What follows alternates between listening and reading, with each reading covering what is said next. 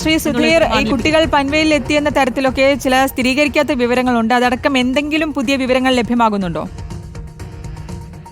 അവിടെ ഞാൻ പനവേലിൽ നിന്നും 60 കിലോമീറ്റർ മാറി നാഗോത്താന എന്ന് പറഞ്ഞ സ്ഥലത്താണ് ഞാനിപ്പോൾ നിലവിലുള്ളത്.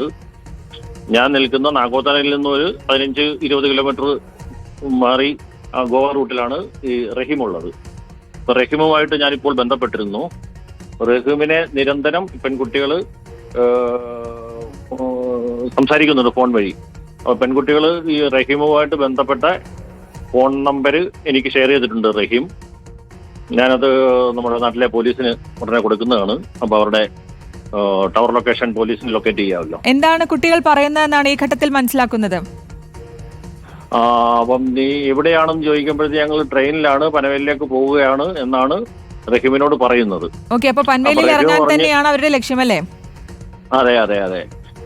അപ്പം റഹീം പറഞ്ഞു, ഞാൻ പനവേലിലേക്ക് വരണത്, നീ വരണ്ട, നീ വന്നു കഴിഞ്ഞാൽ ആരെങ്കിലുമൊക്കെ കാണും നിന്റെ കൂടെ, അതുകൊണ്ട് നീ വരണ്ട എന്നാണ് റഹീം.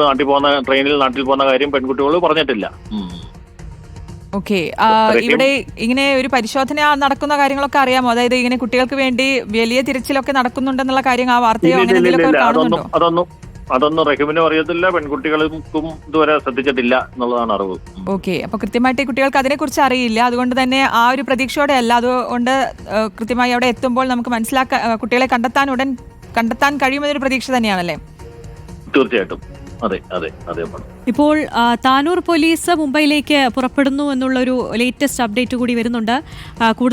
പോലീസിന്റെ കൂടുതൽ സംഘം ഇപ്പോൾ മുംബൈയിലേക്ക് പുറപ്പെടുകയാണ്. പെൺകുട്ടികളെ തിരിച്ചെത്തിക്കാൻ, പനവേൽ സ്റ്റേഷനിൽ എത്തിയാൽ പെൺകുട്ടികളെ സുരക്ഷിതമായി തന്നെ തിരിച്ചെത്തിക്കാൻ വേണ്ടിയുള്ള ക്രമീകരണങ്ങൾ. അഷ്കർ